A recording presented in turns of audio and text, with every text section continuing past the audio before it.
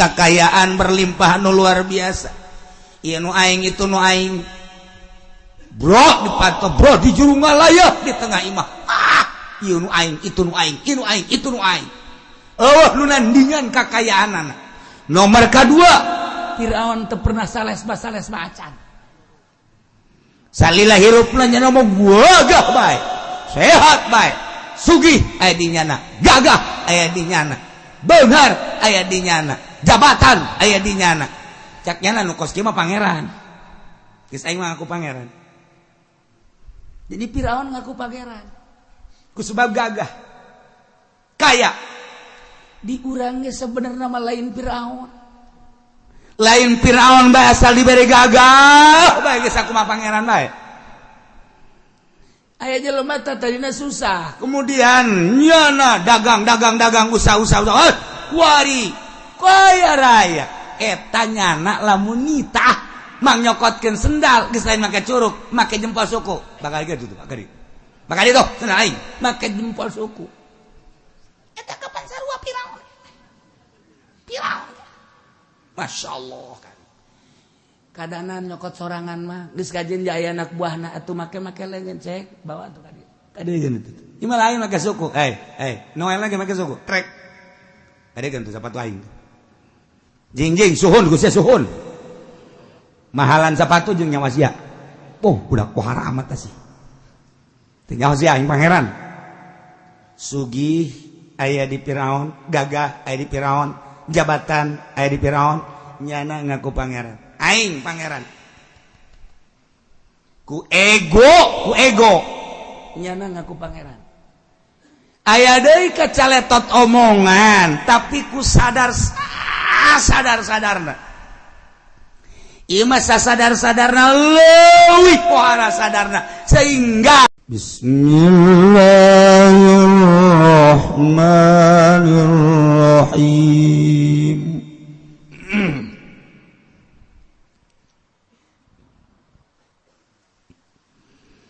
Walamma waqa'a 'alaihimul rijzu qalu ya Musa ad'u lana rabbaka bima 'ahida 'indak la in kashafta 'anna ar-rijza lanu'minanna lak وَلَنُرْسِلَنَّ مَعَكَ بَنِي إِسْرَائِيلَ Wallahu a'lam bimmaradi walamma waqalan semangsatun iba alaihim yatasalu fir'auna parisu siksa al-azabu tegasa siksa qalu maka ngucap ya Allah Fir'aun ngucap ila pada Musa ya Musa uda'u ngadoa sira Musa lana kada insun sadaya rabbaka ing pangeran sira Musa bima ahida indak kalawan barang kang ngajanjiakeun ya Rabb indaka ing dalam sanding sira min kasbil azabi anna saking dan ilangkeun siksa saking sun sadaya aman lamun ngimankeun ingsun sadaya lain lamu qasamin utai lamikul lam qasam kasyafta yakti lamun ngilangkeun sira anna saking sun sadaya rizaing siksa lanu minan laka yakti maka bakal ngimankeun temenan ingsun sadaya laka kadue sira wala nursilan lan yakti bakal nguculkeun ingsun temenan ingsun sadaya maka sumertan sira Bani Israil ing kaum Bani Israil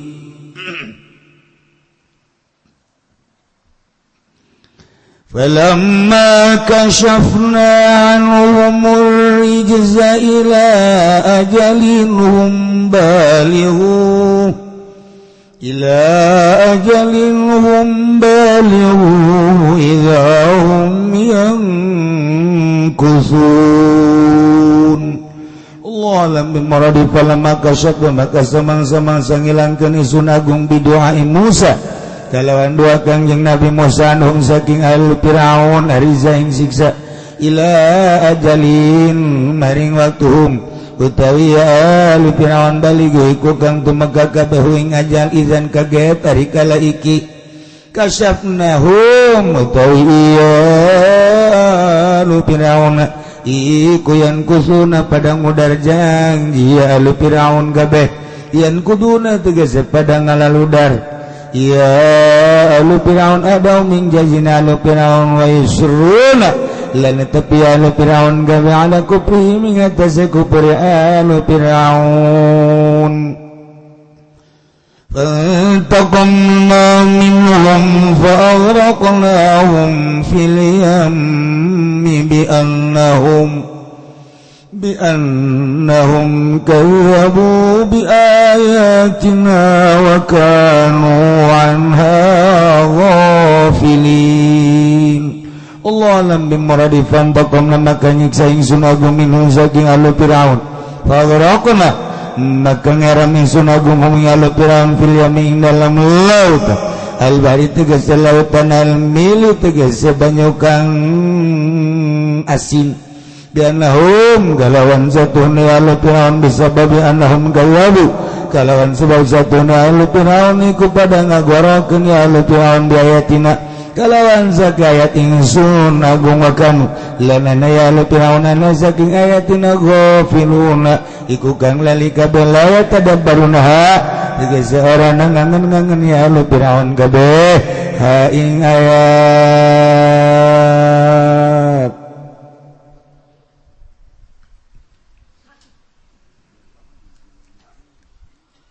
Firaun beserta kaumna disiksa ku Gusti Allah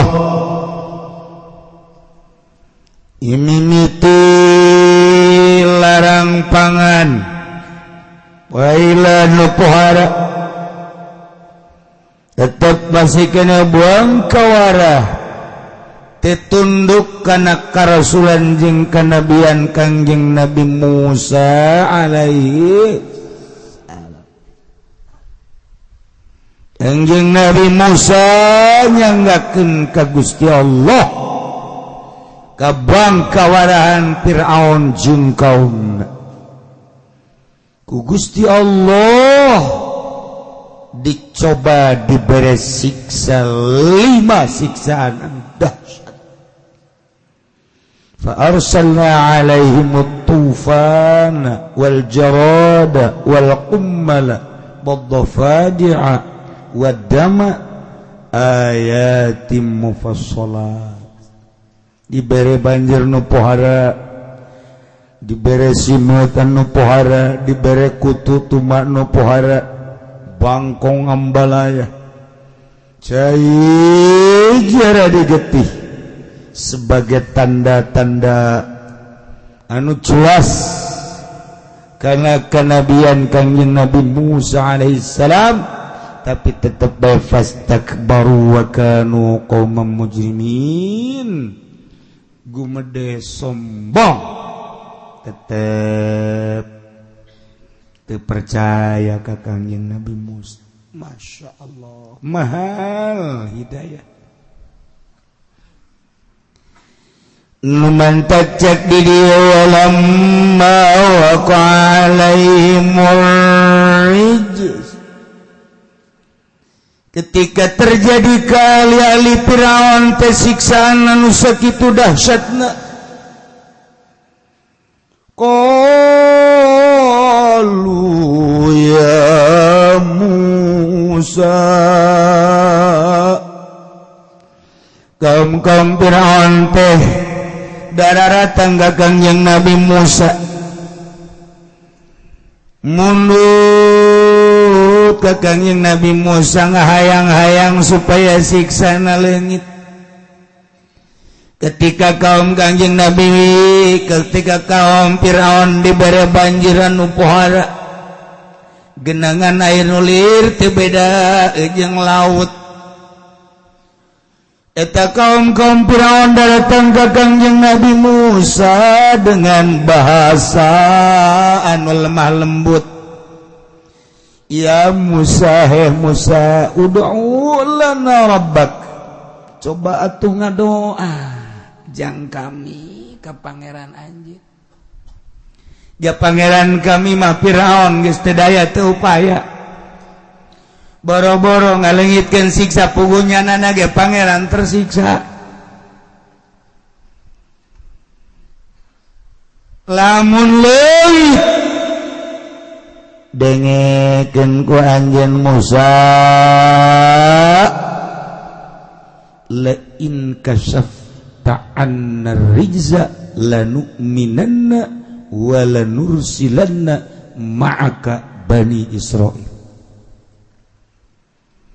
Lamun anjeun ngadoa ka pangeran anjeun dengan keyakinan anjeun ku pangkat anu geus dibikeun ku pangeran bima ahida indak ieu kenabian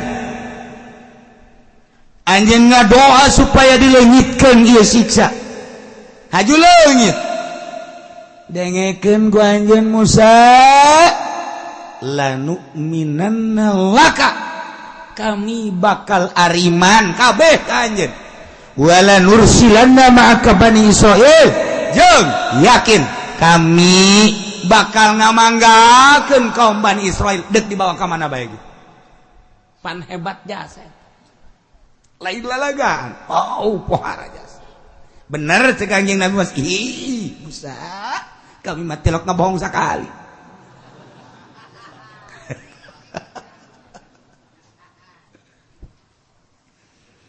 Kanjeng Nabi Musa atuh kapan kita dakwah kemudian kaumna aya pamentah yang dileungitkeun ieu siksa dengan perjanjian lamun siksa leungit teh kapan bakal iman harapan Nabi harapan Rasul dakwah teh supaya arariman la asalukum alaihi ajra teh hayang dibayar nya mah lain cara si eta nu penting iman ngadoa Kanjeng Nabi Musa ya Rabbi Gusti Pangeran sakumaha Gusti uning bahwa kaum teh menta ka abdi lamun teu dileungitkeun ieu siksa ieu teh bakal ariman ka abdi sebagai rasul iman pangeran teh Gusti jeung kaum anu terbelenggu Bani Israil anu kuari jadikeun budak ku raja Firaun teh geus dimanggakeun dibawa ka mana bae ge supaya salamet ieu mah abdi mangan sakadar mudah-mudahan Gusti ngaleungitkeun siksa Gusti Kanjeng Nabi Musa ngadoa ke Gusti Allah seketika eta kene eta banjir teh leungit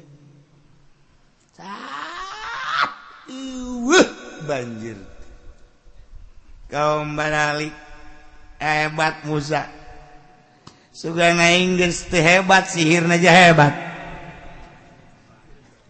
lu tatarina janji bakal iman tapi ternyata teu iman buang kawarah jasa tak kaum Firaun ku Kanjeng Nabi Musa ditungguan arariman sakumaha janjina tapi ternyata horenganan tetep teu iman Kanjeng Nabi Musa unjukkan deui ka Gusti Allah begitu unjukkan deui ka Gusti Allah ku Gusti Allah dibere siksa nomor kadua simet simet geus lain simet hiji dua lain puluh ratus ribu juta tambah simet teh triliunan datang ka geus teu bisa barang dahar saminggu kaum Firaun teh atuh unjukkan deui titahan Firaun ka Kanjeng Nabi Musa ku Kanjeng Nabi Musa atuh didoakeun deui ngadoa ka Gusti Allah sakumaha perjanjian tadi tapi ternyata setelah siksa tetep buang kawarah bae mereka tilu disiksa deui ku Gusti Allah ku kutu kitu keneh ementa doana eueuh deui tetep bangkawarah bangkong gitu keneh terakhir getih tetep begitu eueuh dengan doa Kanjeng Nabi Musa perjanjian nyana jalir bae diabadikeun perjanjian kaum Firaun beserta Firaunna dina Al-Qur'anul Karim nu kurang dibaca ieu walamma kashafna anhumur rijza ila ajalin hum balighu walamma kasabna barang Gusti Allah ngalengit-lengitkeun kana siksa dengan pelantaraan dua Kangjeng Nabi Musa siksa anu diturunkeun ku Gusti Allah ka kaum Firaun kemudian Kangjeng Nabi Musa ngadoa leungit ila ajalin hum datang ka masa anu nyana daratang kana eta masa yakni masana disiksa saminggu setelah saminggu leungit setelah leungit sabulan ke sabulan turunkeun deui siksa jebonggawan buang kawarah teu daek iman siksa deui saminggu ngadoa deui deui nang sabulan reda tetap teu arariman siksa deui ila ajalinhum balik kumaha tah setelah kuari geus siksaan idahum yang kufur siksa nama geus dieuweuhkeun ku Gusti Allah tapi ternyata hum yang kufur ieu kaum Firaun teh inkar jalir tina janji wa yusirruna ala kufrihim terus makin menjadi kufur. Masya Allah. Gitulah kaum Firaun. Kufurna terus bae anu luar biasa Raja Firaun teh terus bae ngaku jadi pangeran teu kira-kira. Nu mantak Raja Firaun tina ratu tina raja kemudian ngaku pangeran hiji kakayaan berlimpah nu luar biasa ieu nu aing itu nu aing bro dipatok bro di juru ngalayah di tengah imah ieu nu aing itu nu aing ieu nu aing itu nu aing eueuh nu nandingan kakayaanana nomor kadua Firaun teu pernah sales macan salila hirupna nya mah gagah bae sehat baik sugih aya di nyana gagah aya di nyana beunghar aya di nyana jabatan aya di nyana cak nyana nu kos kieu mah pangeran geus aing mah ngaku pangeran jadi Firaun ngaku pangeran ku sebab gagah kaya di urang ge sebenarnya mah lain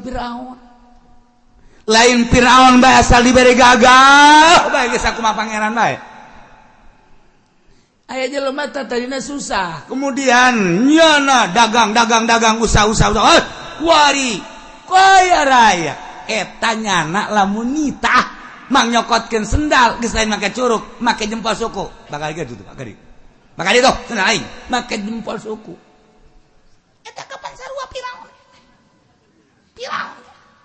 Masya Allah kadanan nyokot sorangan mah geus kajen jaya anak buahna atuh make lengan cek bawa tuh kadeun itu ieu lain make suku Noel lagi make suku trek kadeun tuh sepatu aing jing suhun Gusti suhun mahalan sepatu jeung nyawa sia budak pohara amat sih tinggal sia aing pangeran sugih aya di Firaun gagah aya di Firaun jabatan aya di Firaun nyana ngaku pangeran aing pangeran ku ego nyana ngaku pangeran aya deui kacaletot omongan tapi ku sadarna ieu mah sadarna leuwih pohara sadarna sehingga eueuhna naon di alam dunia nu ayangan Allah doang ki halaj mah ngomong lagi anallah ulah Allah mentak ditangkap ge nya mah atuh Mansur Husain ditangkap ki halaj mah lantaran nyana ngaku Allah anallah di urang Siti Jenar nyana ngaku Allah begitu dipanggil ku kitu wali sanga bejakeun Jenar tidak ka dieu cek Siti Jenar eueuh Jenar cek jana eueuh Jenar di dunia Allah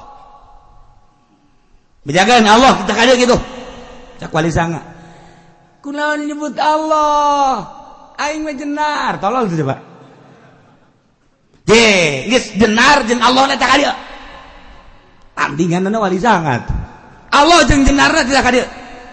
Teh nyana nyebutkeun eueuh jenara ya Allah. Salah, nyana geus aya di makom fana. Nyana geus aya di dinya hese nyaritakeunana. Ya halajar bae. Anallah. Jadi lamun nyana ngaku Allah dengan sadar. Urang yang lamun datang ka sadar jasa bakal kos itu. Ngan aya nu kontrol anu teu kontrol. Sok gerage aya jelema ngadoa ka Gusti Allah ibadah. Asal penting mah ya Allah ya Rabbi hampura abdi. Nomor kahiji abdi hayang dihampura, nomor kadua abdi hayang deket jeung Gusti, nomor katiluna hayang dibere berkah ya hirup abdi. Beres. Kepenting ngadoa deui. Tahajudnya beres tahajud ngadoa ya Allah ya Rabbi.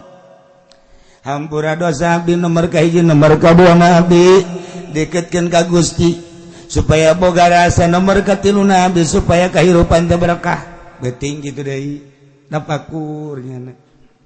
Jol setan. Assalamualaikum. Waalaikumsalam. Saya anu salam teh ka deuleu setan. Dia cek setan. Manehna doa ya Allah ya Allah ya Allah. Unggal penting maneh ngadoa ya Allah ya Allah ya Allah. Aing mendek nanya baik kasih pernah aya jawaban teh Allah. Henteu. Aisyah ibadah meureun geus belasan bahkan puluhan tahun aju ngadoa ya Allah ya Allah ya Allah ya Allah. Eta sia teu pernah dijawab betah. Nyaeta. Yakna ieu hayang aya jawaban sakali. Aja sia ieu terus bae ya Allah ya Allah sanajan sia teu pernah aya jawaban. Buku keur bingung jagna. Ya terus kenapa ulah jaga aing ulah. Ayo jawaban mah tuh ulah diteruskeun jangan naon ge boro-boro ka Gusti Allah Pangeran Nu Maha Kawasa Panjaksia. Sakilang urang minta cinta bae ka we hajo jawaban pernah ngambek. Urang nyeun surat aju hayang balesan. Cek urang teh kutunggu balasannya, aku sangat menunggu dengan penuh kerinduan. Beuh budak. Aju eueuh jawaban ti eta awewe. Pan urang kesel cek setan teh. Cacak cinta bae kesel. Atuh ieu ka Pangeran cenah Maha Kawasa pan teu kadenge sora-sora nacat. Heueuh nya. Atuh makan. Geus teruskeun. Eueuh Pangeran mah eueuh. Atuh lah aing moal terus lah. Moal aya kos kitu mah. Jajan orang aing geus puluhan tahun atuh Pangeran. Jan orang sugana atuh ka aing. Mere jawaban sora ge atuh kumaha. Heuh makana cak setan tuh. Babaturan jeung setan mah kos kitu. Ya dek nyanare besare barang sare ngimpi kapanggih jeung Kangjeng Nabi Ibrahim alaihis dina impian teh maneh wau ka kula henteu ieu Nabi Ibrahim masyaallah nu ai salat sok dibaca teh Allahumma sholli ala sayyidina Muhammad wa ala ali sayyidina Muhammad kama shallaita ala Ibrahim wa ala sayyidina Ibrahim. Heuh eta. Ya Ibrahim. Oh ditangkep. Dilepas hatur nuhun kula kapanggih jeung Kangjeng Nabi Ibrahim. Aya naon ieu Kangjeng ka dieu? Aing nyaho di jero hate sia bimbang antara ayat Allah. Bener kan? Bener. Nu diajak obrol ka maneh nyaon teh eta. Aing nyaho jasaman dengan bangunna setan. Aju pada tuh sia nurut. Tadina teh ajakianna lah ja bener. Setan-setan ge omonganna nai bener mah meureun coko tolol. Sakali setan bae cek Kangjeng Nabi Ibrahim. Ulah sok nuturkeun setan bae sanajan bener ngubruskeun. Ulah. Atuh ayeuna mah kabeneran kapanggih jeung Tuhan Kangjeng Nabi Ibrahim eta kumaha abdi ngadoa ka Gusti Allah unggal peting ya Allah ya Allah ya Allah ya Allah kok teu pernah mere jawaban. Nah dek dibere ilmu maneh ku kaula lantaran lamun maneh ngagelok umat bakal ngagelok cacak-cacak maneh anu tahajud unggal peuting doa unggal peuting kemudian ngagelok ku gara-gara setan atau kaum murid maneh ulah gelok haju kudu kumaha atuh kayakinanana ya Kangjeng Nabi Ibrahim maneh tata dina aya tahu haju kuari aya nu ngayakeun maneh sa Allah baheula ti eueuh ka aya eta ayana nang mesentan teu henteu aya sorangan haju kuari hirup sanggeus hirup ieu maneh napas diatur ku maneh lain ca nu ngatur Allah lamun Allah nyabut paeh kuari diayakeun we hirup jeung paeh nangsa nang Allah bener engke sia suatu saat ketika geus datang ka ajal bakalna nyawa keluar paeh tah moal paeh nangsa tah maekeun nang Allah kunaon riweuh-riweuh amat maneh ti eueuh ka aya nang Allah kuari aya napas diatur ku Allah hirup maneh lempang ka kaler ka kidul ka wetan ka kulon teh eta teh digerak-gerakkeun ku Allah kemudian ke paeh ge ieu teh ku Allah bakal dicabut nyawana kok ngadoa haju bimbang pendek amat si pikiran ai kitu kumaha maneh ngadoa ya Allah anu ngangkatkeun leungeun ka luhur Allah anu ngabisakeun ngomong Allahumma sa Allah atuh kok mana keur bingung keneh bae eta teh anu ngangkatkeun leungeun lain maneh Allah aju ngadoa Allahumma eta teh Allah bisa ngiceukeun Allah aju aya sora nu ngadenge Allah terus dipagahan ku Kangjeng Nabi Ibrahim di jero ngimpi teh dipanggahan terus lantaran anu magahanana Nabi nyulusup ilmu kamaripatan ka jero hate Masya Allah caknyana bodoh-bodoh ting aing teh horenganan jaheuh ieu teh horenganan aing lempang ge ku Allah cicing ku Allah ieu ngangkat leungeun ge nang Allah kuari ngadoa ge nang Allah atuh hese-hese teh berarti Allah teh aya di aing ilmu marifat asup ka jero teu hese horenganan lamun langsung anu nganasehatanana anu mere ilmuna Nabi nu mere ilmuna wali atuh langsung ka jero hate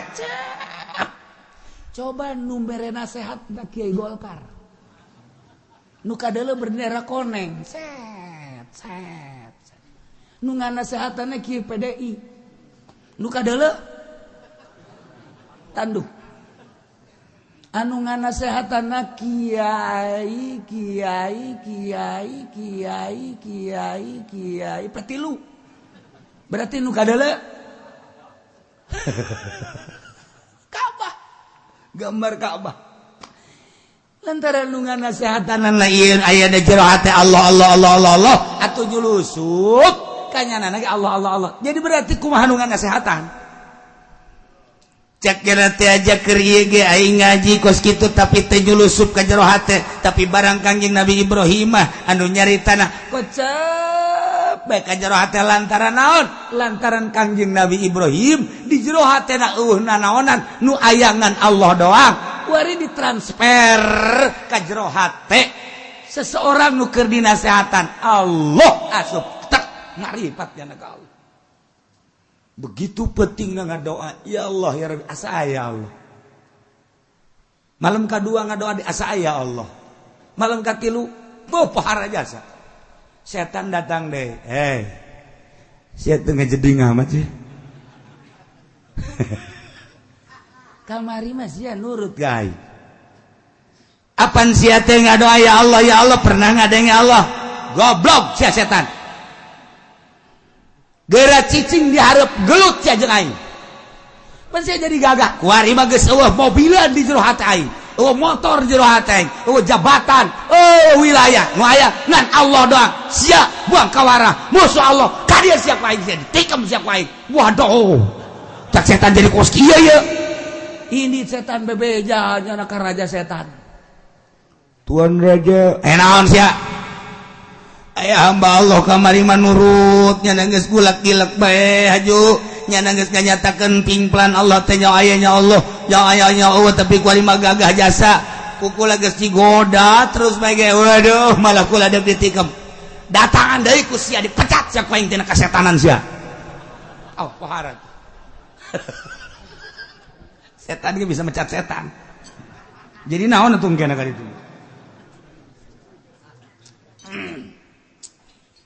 goda lapor deui ka aing hasilna digoda deui ku setan keur Allahumma mantak sing ada teh urang lamun peuting ngadoa eta setan teh mengelilingi urang lamun urang ngadoa ya Allahumma lakal hamdu Allahumma lakal hamdu Allahumma dan lain-lain sebagainya urang dibaca doa cak setan teh teu kudu ka make sorana naon lah make lempang aing bluk bluk bluk bluk bluk coba kumaha wassalamun alal mursalin cak setan encan aing ngabungkeul nya geus wassalamun ya kecil mah kos kieu bae kecil isukna ke moal waka cak setan teh moal waka diganggu gede-gede heulanan kaeun heula antep heula ka cai balik di cai keran dibuka deui mah cekin sanu nuturkeun nya ditutup deui wah asana ieu asana lah eta setan makhluk Allah ieu makhluk sesama makhluk tidak usah saling mengganggu kadengeun kan ku setan ayo sia salat sholli sunat tahajud Allahu akbar ban keran aya deui bae aing mah salat tahajud teu kuat ya kos kieu bae teu kuat ieu mah geus agara ke walad doli dadah aju ka pamajikan nyulus ka pancena geus keran muka deui atuh keran loncer meureun weuh kencang tadi ge geus tapi muka deui eta muka jeung kuku mah jurig emang gak kasihan ka jurig teu isin doang gitu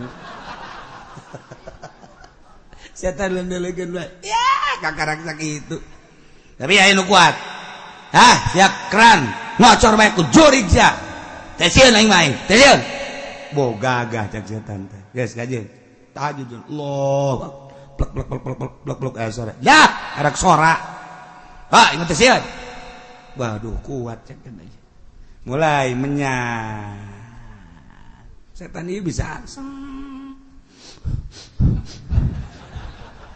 beneran ini mah ya sepeda menyan kuat oge ya jadi menyan bok ibang wow hayalan geus lain deui geus lain ka Allah geus tahajud geus bari pocong mah aya di jero tapi ieu mah bebeneran asana ieu mah enggak gegeran bae tahiyat barakatuh salat itu asyhadu an la ilaha illallah assalamualaikum cak setan sakitu doang encana naon urang geus kos kitu mantak digoda terus ku setan ta ieu ge kiai tahajud digoda ku setan ta eta setan mengagoda teh pohara jasa mantak Firaun gagah dinyana kaya dinyana jabatan dinyana tajuk sehat bae teu pernah muriang sales macan kos kieu mah sedeng aing mah jadi pangeran ngaku pangeran aing pangeran hartina lamun ngaku pangeran dengan penuh keegoan nyana kafir beleumeun Allah tapi kihalaj mah ngaku pangeran anallah kaula Allah malah ka surga Siti Jenar eueuh nanaon ge Jenar mah eueuh nu aya ge Allah malah ka surga ngaku Allah tapi ka surga nu ieu mah ngaku pangeran tapi ka neraka naon sih eta perbedaan anak jero hate nu ieu mah ngaku pangeran ego nu ieu mah anallah sadar sakumaha tadi ngadoa barang culusup ilmu marifat kajero hate kiai jahe horenganan ti eueuh ka aya nang Allah napas kaluhur ka handap teh anu ngagerakeun na Allah urang diuk nang Allah urang nangtung nang Allah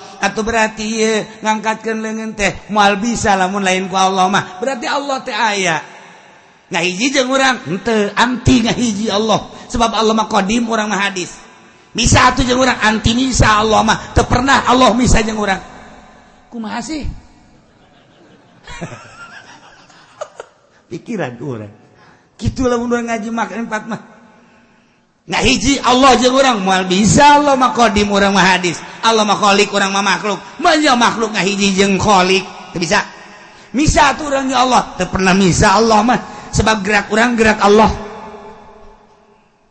deuleu urang deuleu Allah atuh kumaha Allah mah disebut misah jeung urang teu disebut nyahiji teu ngan ketika urang diangkat jadi makrifat ka Allah nggak jadi kasampurnaan seakan-akan Allah aya cak Gusti Allah titipkeun aing di langit moal kuateun langit sebab langit buatan aing titipkeun aing di bumi moal kuateun bumi lantaran bumi teh buatan aing dek di mana bae moal meujeuhna aing mah tapi aing nyulusup ka hate jelema mukmin kakasih aing aya di hate hamba aing nu ku aing diangkat jadi wali aya Allahan wali Allah mantap berani perang teh sieunna naon nu di deuleuna Allah mantap musuh asal ngadenge Kangjeng Nabi Muhammad dek perang bae ge sabulan kele dek perang geus ngageter-geter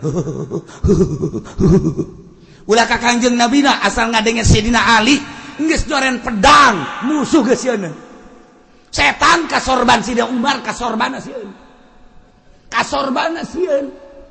urang mah sorban urang dipake ulin ku setan nah sorban kiai mantep ya endahan diuk di luhur ieu udangna nu gede abe pacar wali urang setan diuk di luhur di dieu masyaallah 2 sorbanna 2 di dia hiji 3 di dia hiji kosong edan sia dipakai ulin ke setan masyaallah nah bangkawarana kaum Firaun teu daek iman ka Kangjeng Nabi Musa alaihi salam malah terus inkar kainkaranana anu leuwih menjadi-jadi tibatan memeh disiksa ku Gusti Allah Kangjeng Nabi Musa nyanggakeun ka Gusti Allah ngadoa mangga Gusti sakitu ayana dakwah abdi teh diparentah ku Gusti tapi geuninganan kitu bae teh kaumna teh mangga nyanggakeun ieu kaum Bani Israil teh teu bisa kaluar tina belenggu penyiksaan Raja Firaun panjang bakal dongengna engke dihareup ieu mah ngan sakadar caritaan sebagai itibar doang nu ujungna fantaqamna minhum atuh ku Gusti Allah eta kaum Firaun teh disiksa berikut Firaun kumaha fil yammi fa'aghraqnahum fil yammi disiksa ku Gusti Allah melalui laut panjang dongengna disingkat heula di dieu mah ieu mah keur carita kaum-kaum nu bangkawara akhirna Kangjeng Nabi Musa merangan Firaun Raja Firaun nyerang ka Kangjeng Nabi Musa Kangjeng Nabi Musa diudag ku Raja Firaun mun urang pernah ka Mesir kemudian urang ningali kaayaan negara Mesir didinya ningali lautan anu pernah Kangjeng Nabi Musa diudag Raja Firaun anu langsung lumpat ke negeri Yordan Laut Merah urang bakal neuli jadi lamun urang ka Mesir terus ka Yordan eta lautna eta urang cicing di sisi laut Laut Merah di dinya urang dahar merenung laut ieu nu baheula nyingkap nyaho ta urang tah Kangjeng Nabi Musa diudag ku Raja Firaun kabeneran Firaun kan jelema pinter asana asana bahaya cek Firaun tapi terus bae diudak datang ke laut pinggir laut kaum ngajoak kabeh ieu urang kudu kumaha tenang cek Kangjeng Nabi Musa Gusti Allah bere instruksi ka Kangjeng Nabi Musa gebukeun eta tongkat teh mun ngomong Kangjeng Nabi Musa mah aso tongkat tapi cak Allah mah lain tongkat orai. Mata kam hakikat mah kos gitu. Lamun urang nyaritakeun Sidina Umar kafir waktu eukeur itu Sidina Umar jadi jawara cak Allah mah nyana teh bakal jadi mukmin anu luar biasa keimananana. Urang mah nyebut teh kafir ka Sidina Umar teh masyarakat teh tapi cak Allah mah mukmin sejati. Beda cak urang pandangan urang nu teu nyaho ka ilmu hakikat jeung cak Allah. Ieu Kangjeng Nabi Musa nyebutkeun aso tongkat cak Allah lain tongkat Musa orai nu dibawa ku sia mah. Jadi beda urang cak Allah, cak urang cak Allah beda. Nah, peupeuhkeun tongkat, peupeuhkeun tak. Belah laut. Wah, kaum Kangjeng Nabi Musa, Kangjeng Nabi Musa jeung kaumna berangkat nyebrang di Laut Merah. Tinggal Raja Firaun. Teu ieu mah laut. Ieu kan negara aing. Aing nyaho ieu laut. Ajeun kumaha ge mending balik deui mah cilaka ieu aing. Musa mah kan hebat biasa sihirna caknya. Jeung aya di non kitu jero hatena bahwa Musa teh sebenarnya rasul. Aya kos kituan Firaun. Aya kos kituan tah. Ya nama emang jelema hebat cek kana. Aing mah balik deui lah.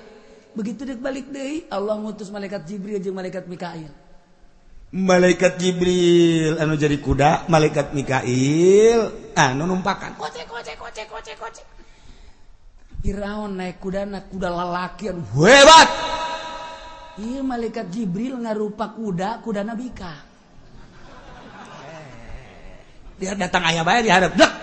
Lantaran dek belok deui jadi dihareup teh masyaallah ieu kikian tek eta Firaun teh ngabalikeun lesna balik sia tiraekeun sebab eta malaikat Jibril teh kuda ngarupa kuda Nabi Kang eta buntutna diacungkeun ka luhur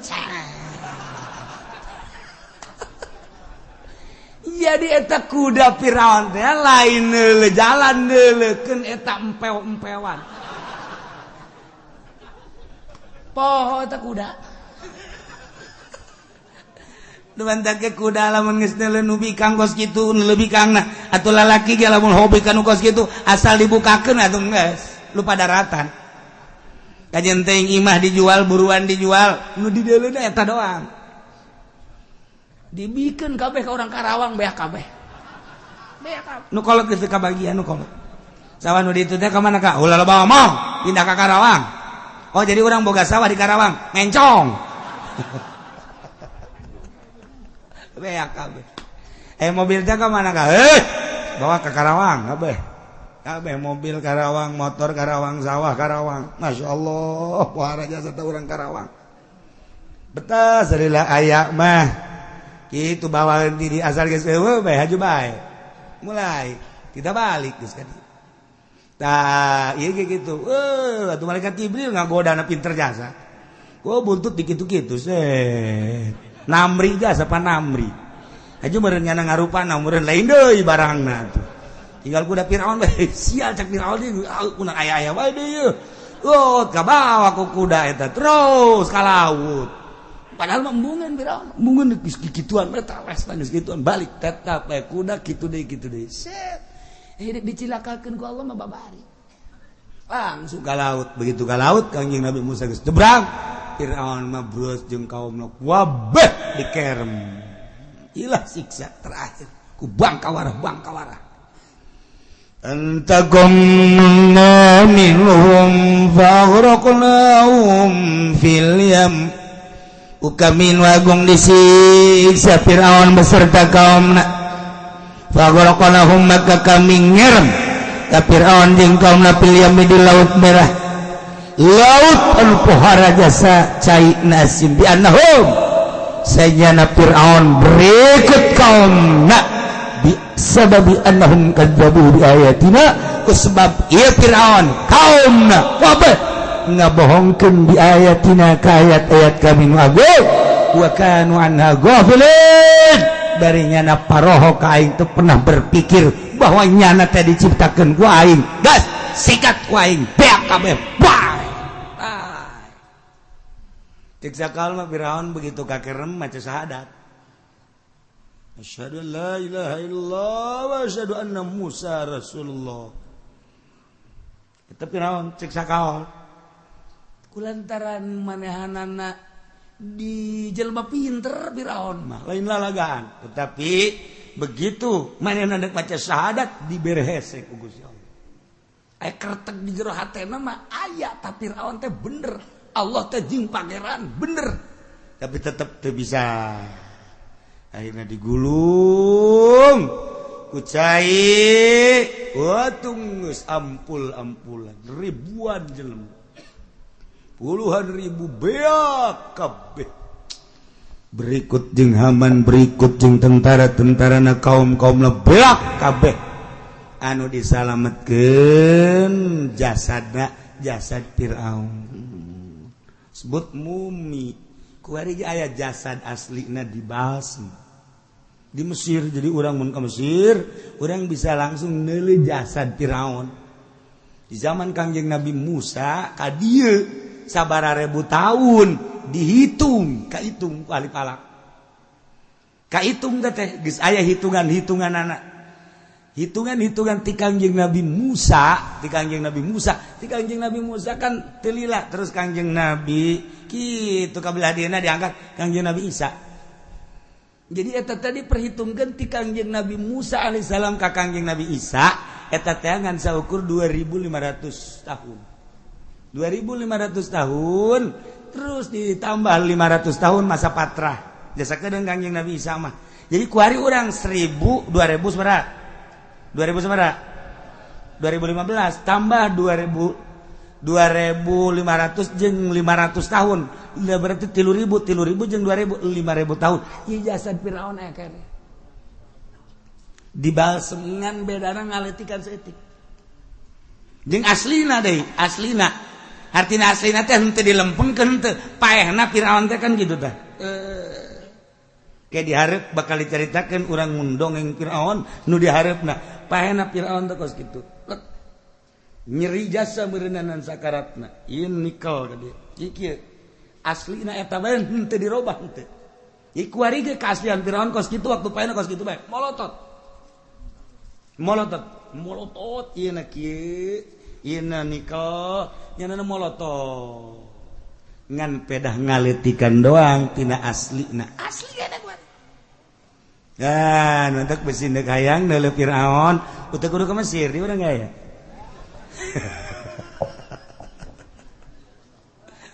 keur ieu dibawa ke Jakarta jadi rame atuh mumi dibawa ke Jakarta dek nanaonan ditampilkeun atuh naon kitu ngaranna usaha mah usaha bae tapi ulah kos gitu tapi direferensikan ku negara dibawa ka urang di Istiqlal panarita aya di hayang neuleuh Firaun langsung ulah ge neuleuh pan ka ditu hayang neuleuh kos kumaha Firaun teh ngan lamun neuleuh langsung gegeraan ulah cepet ulah lambat ulah dilelenget urangna kudu bari istighfar astagfirullahaladzim salila urang neuleuh Firaun kudu istighfar bae astagfirullahaladzim atubu ilaihi astagfirullahaladzim besi tepa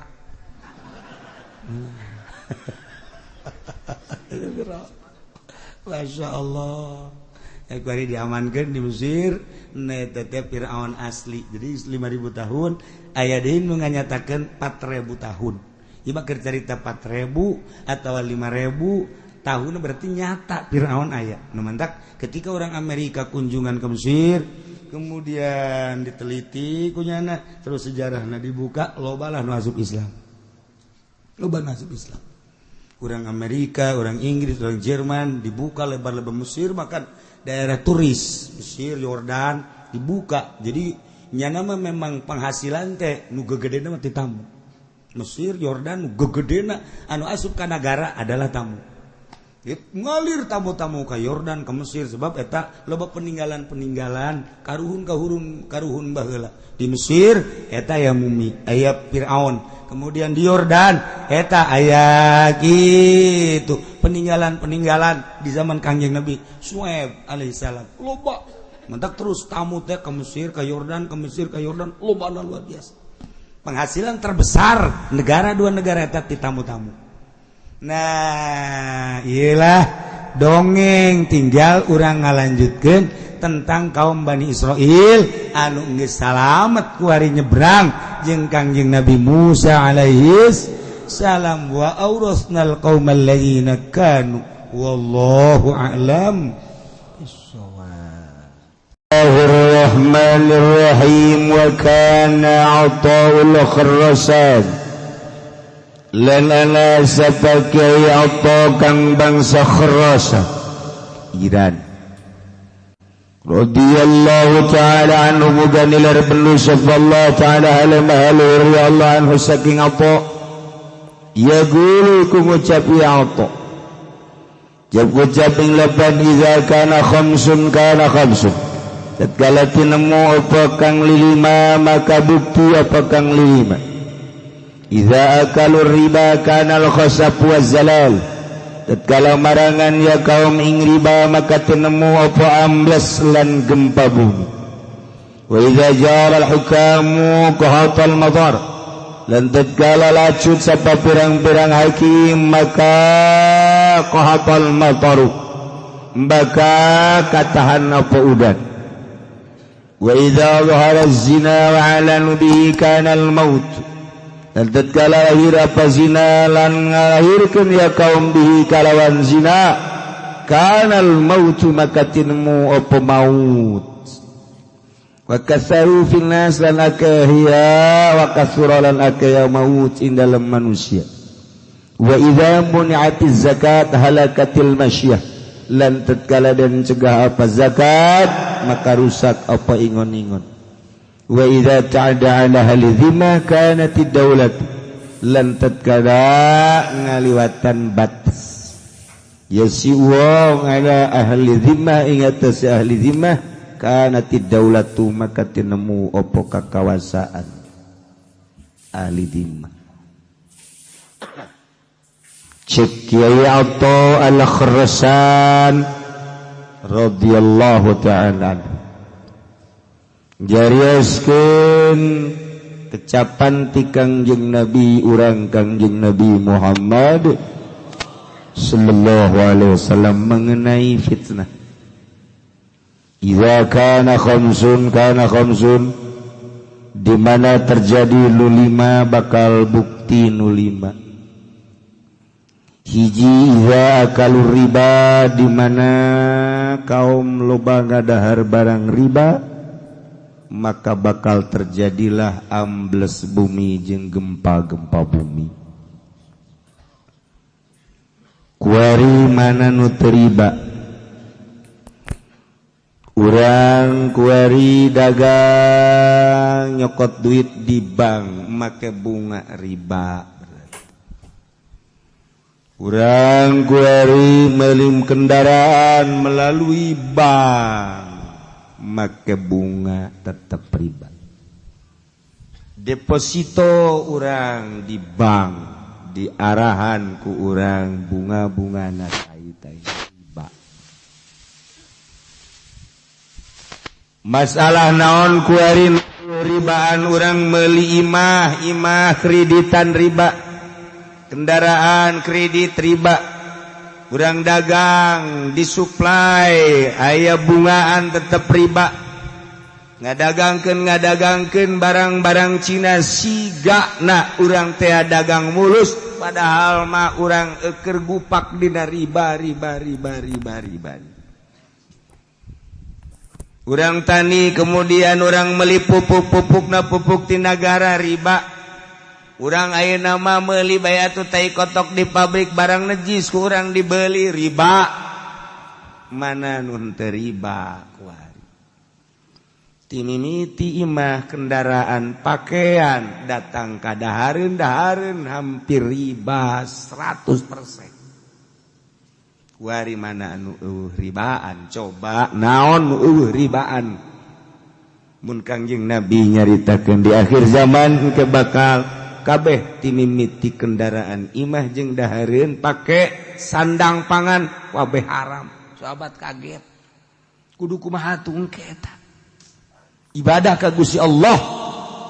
Iya kuari urang nah mana nu terlibat mana urang hayang embung tina riba. Kiai kuari kiai cicing bae usaha teu naon teu kan dibere ku pelimbah teh biang riba. Kuari kiai cicing bae kemudian dibere ku pamarentah disumbang ku pamarentah pan pamarentah mah juri riba. Urang dibere kuari ku petani rada deureus petanina anu bisa mah rada deureus tapi petani kapan ai petani gede mah surubukna dan lain sebagainya geus riba malulu urang dibere ka kiai-kiai nu cicing bae nyesep kana urusan riba. Mana nu teu riba? Iyalah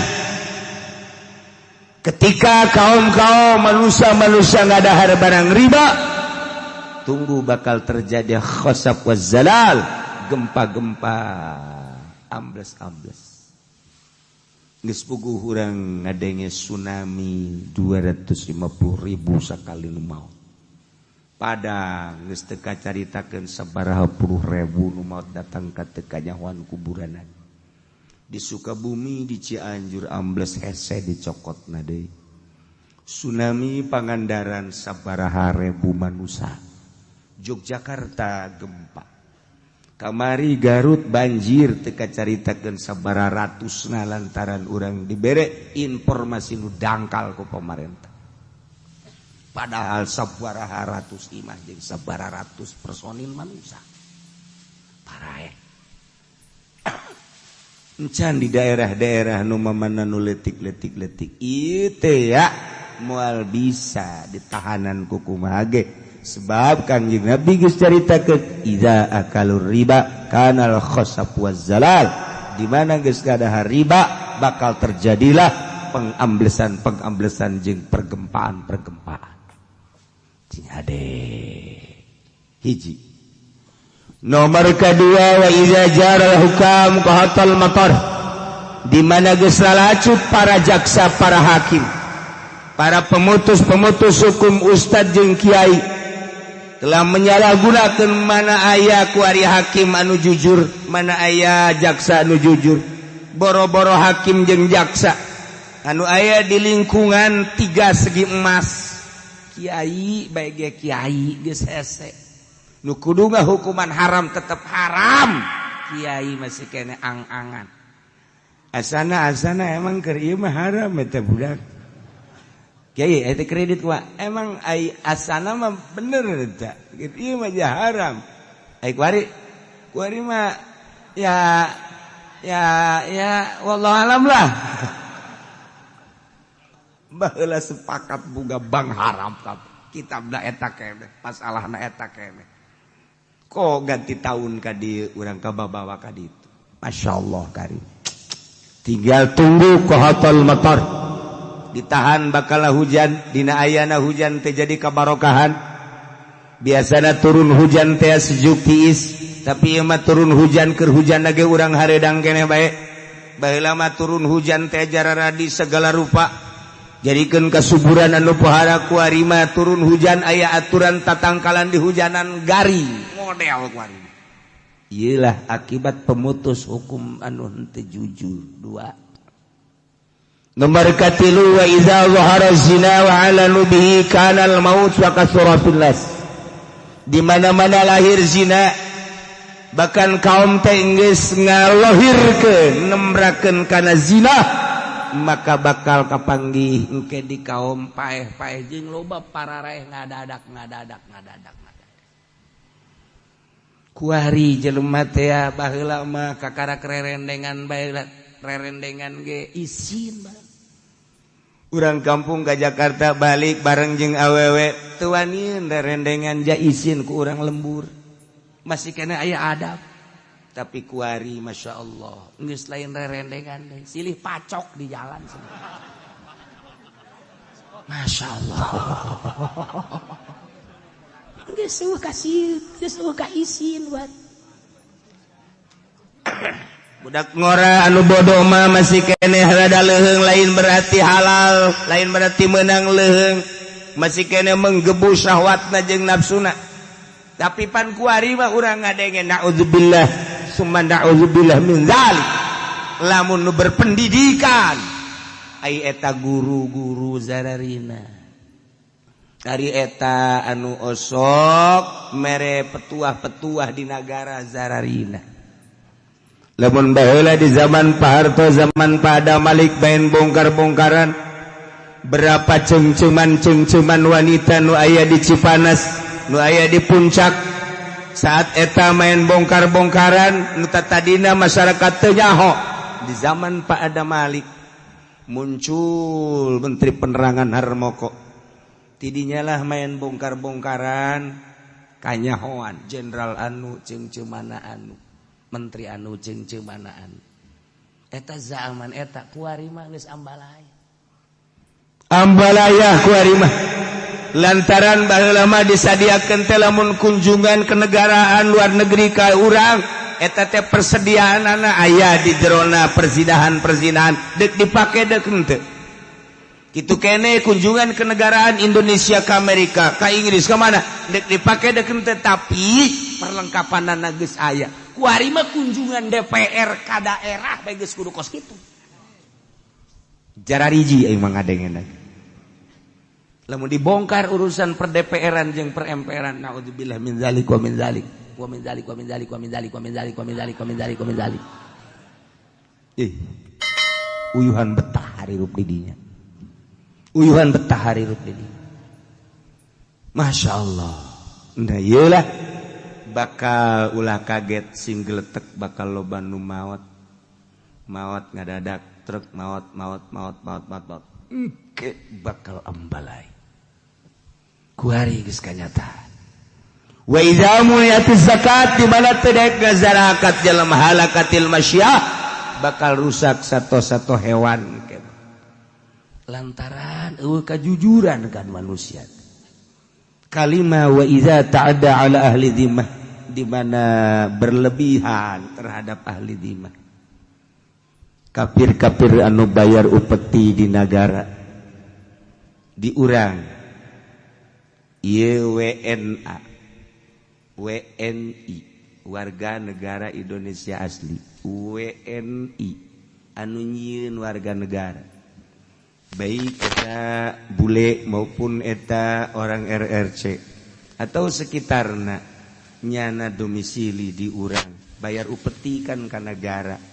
Ketika urang na berlebihan terhadap manehanana dimomoy ku urang sehingga dengan kamomoyan negara urang nyana bisa laluasa di urang bergerak perekonomian, bahkan lain sekedar perekonomian nyana bergerak perpolitikan mengalahkan pribumi. Iyalah akibat ta'ada ala ahli zimmah, orang pribumi na ngamomoy ahli zimmah karena tidaulah kekuasaan bakal dicekel ku jelema-jelema kafir. Urang kene nu salah. Datangnya nak mawa duit ke DPR diterima, nyana bisa laluasa gerak. Nyana datang ke atasan diterima, atuh kan laluasa. Boro-boro eta deui dewan jeung pemerintah dibawakeun ka golongan ka organisasi Islam, diterima atuh nyana leuwih laluasa gerak. Maka lain sekadar perekonomian kuari nu dikuasai ku ahli zimmah yane kafir, bahkan perpolitikan geus dikuasai ku nya. Akibat urangna lengah. Kunaon atuh mun cara lalayangan terus bae diulur. Hanya sekedar sebuah kendaraan, hanya sekedar sebuah penghargaan, hanya sekedar sebuah dunia, tapi acak-acakan makan kabehan.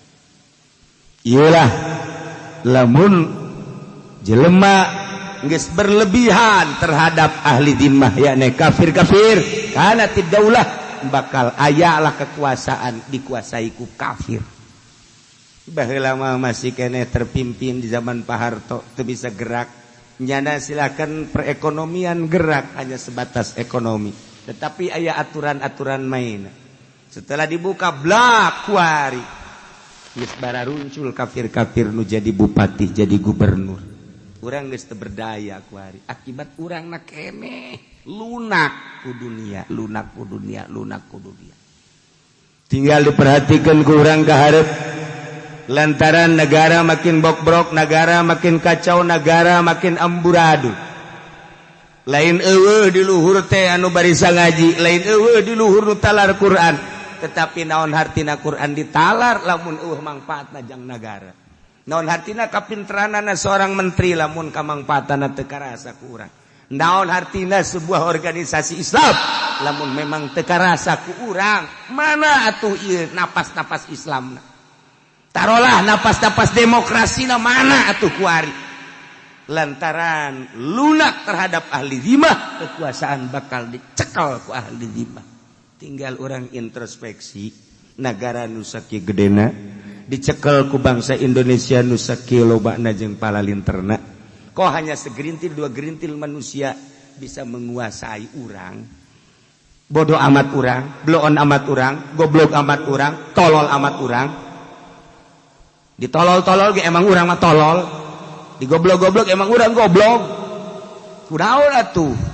Hanya beberapa gerintil manusia bisa menguasai. Marilah urang introspeksi babarengan negara urang sebuah negara anu maju nu makmur. Anu diperbutkeun ku seluruh negara lantaran ieu hasil nagarana luar biasa. Geus puguh pertanian, logam, minyak, kayu, segala rupa aya di urang. Bahkan aya seberapa pulau anu encan pernah dijamah ku tangan-tangan manusia. Saking makmurna. Sakieu ge dikorup terus ku Amerika, dibawaan ke luar negeri. Lain bae Amerika, bahkan negara-negara lain mawaan hasil-hasil bumi, tetapi henteu pernah kadenge di urang kalaparan. Henteu pernah urang seakan-akan nyabodokeun, mengabaikan sabodolah. Tetapi lamun geus menguasai negara berarti kan gede dicaplok i negara urang berpikir nah iyalah wa iza ta'adda ala ahli zimmah kanatid daulah cekangjing Nabi di mana dibere embar jelema geus sumuhun dauh berlebihan terhadap ahli zimmah sehingga urang teh bertekuk lutut kanatid daulah kekuasaan bakal dicekal ku ahli zimmah naudzubillah min zalik wa min zalik.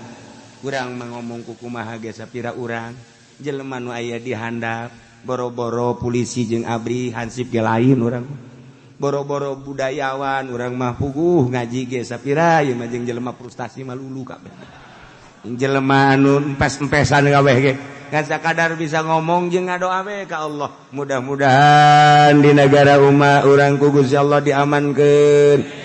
Negara urang ku Gusti Allah diperhatikeun, negara urang ku Gusti Allah dijujurkeun jeung diadilkeun, negara urang ku Gusti Allah diamankeun sehingga urang nu ngeusian negara bisa jadi ngarasakeun katentreman jeung keamananana jang kelanjutan hirup urang anak urang incu urang jeung balerea supaya tentrem subur makmur loh jinawi. Bibarakati ummil Quran al-Fatihah.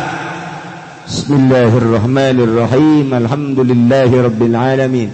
Arrahmanir rahim maliki yaumiddin. Iyyaka na'budu wa iyyaka nasta'in. Ihdinas siratal mustaqim.